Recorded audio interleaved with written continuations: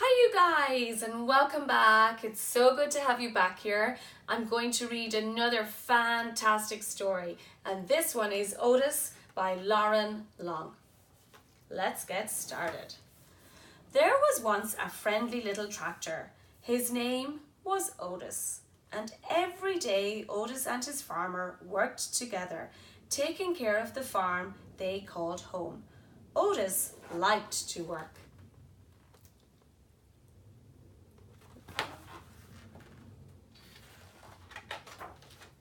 But after working hard all day, Otis was ready to unwind and play. He would ride the rolling hills and skirt Mud Pond down by the corn. He would leapfrog bales of hay and explode through the haystacks.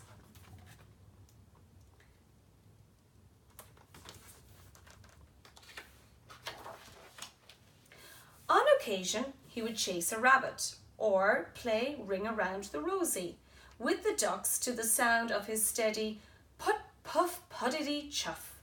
And sometimes, at the end of the day, he would just sit under the apple tree and watch the farm below.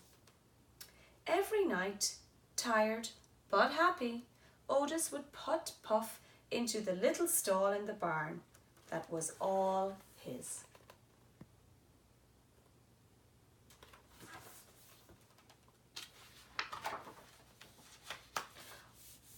One night, when Otis was fast asleep, the farmer brought a beautiful baby calf into the barn.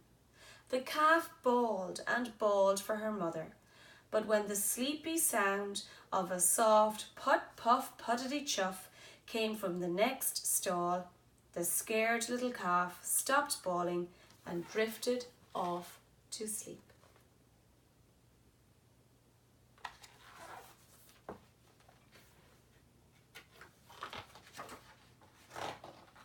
From that day on, the calf started following the little tractor wherever he went. Put, puff, puddity, chuff. She followed him over the rolling hills and down by Mud Pond. She was right behind him, leapfrogging bales of hay. And the calf made their games of Ring Around the Rosie all the better.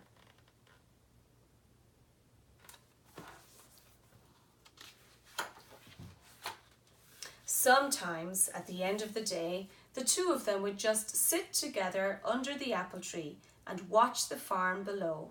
Otis loved his little calf, and the little calf loved Otis.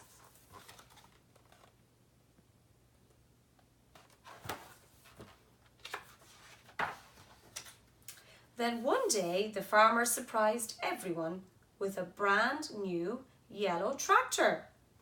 "Time to move out, Otis," the farmer said. He took Otis out of the little stall in the barn that was all his and parked him behind the barn. Then he backed the big yellow tractor into the stall next to the little calf.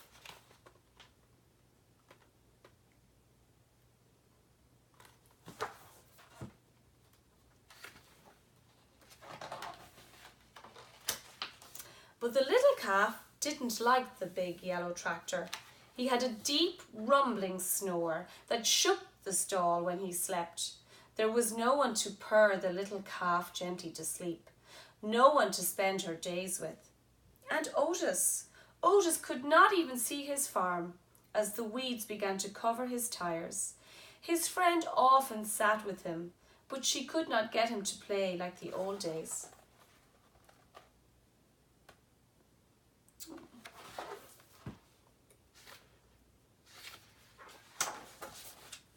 It was early summer when the farmer discovered a poster. "Who has the prettiest calf in the land? Judges will decide at the county fair and award a fancy blue ribbon to the winner." The farmer knew the answer. He would show the little calf. But on the morning of the fair, the little calf was nowhere to be found. She had wandered down to Mud Pond by the cornfield to cool off. When she waded into the muddy water, her feet sank. With every step, she sank deeper and deeper and deeper. the little calf was stuck in Mud Pond.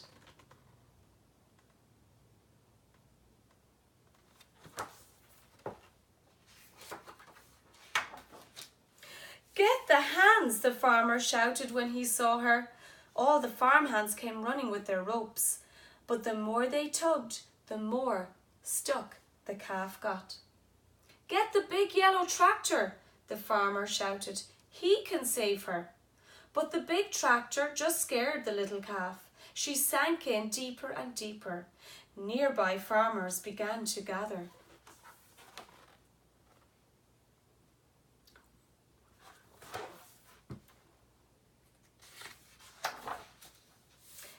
"Then call the fire chief Douglas and the fire truck," the farmer shouted. "They can save our little calf." But the sight of the big red fire truck startled the little calf in even deeper. The farmer was fit to be tied. If the farmhands and the big tractor and even fire chief Douglas and his fire truck couldn't save the little calf, who could?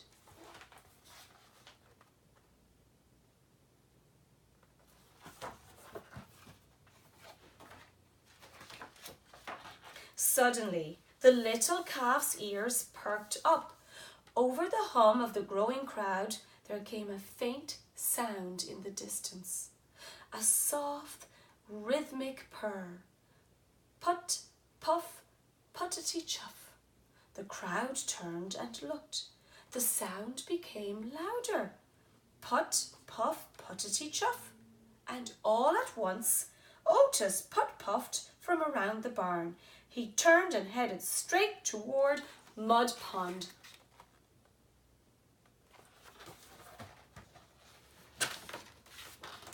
Otis put-puffed down the rolling hill and pulled right up next to the muddy water's edge. The calf heard her friend's puttering purr and bawled. It was something like a hello. Then, to the sound of his gentle chuff and the amazement of all the people in the crowd, Otis slowly began to circle the pond.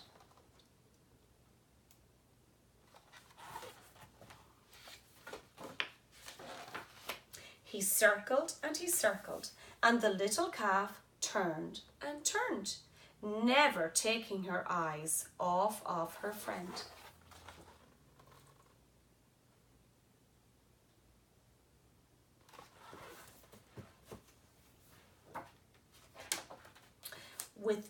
With each ring Otis made around Mud Pond, the muddy grip loosened until the calf was able to stumble out of the pond on her own. The two friends had found each other again.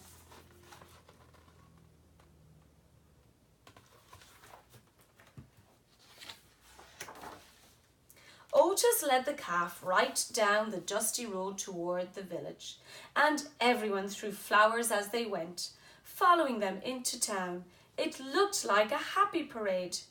No one needed a fancy blue ribbon to tell them that the calf was a special calf. Otis was a special tractor, and the two of them were special friends.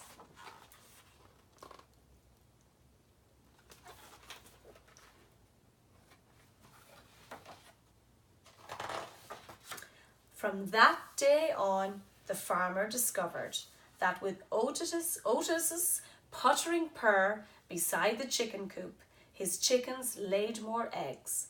At milking time, with Otis's gentle chuff nearby, his cows produced more milk. On occasion, Otis even got to join the farmer and the big yellow tractor out in the fields. But often, at the end of the day, Otis would just sit with his friend under the apple tree and watch the farm below. The end. What a great story, and thank you for coming to join us and listen to the story of Otis. I hope you come back again soon.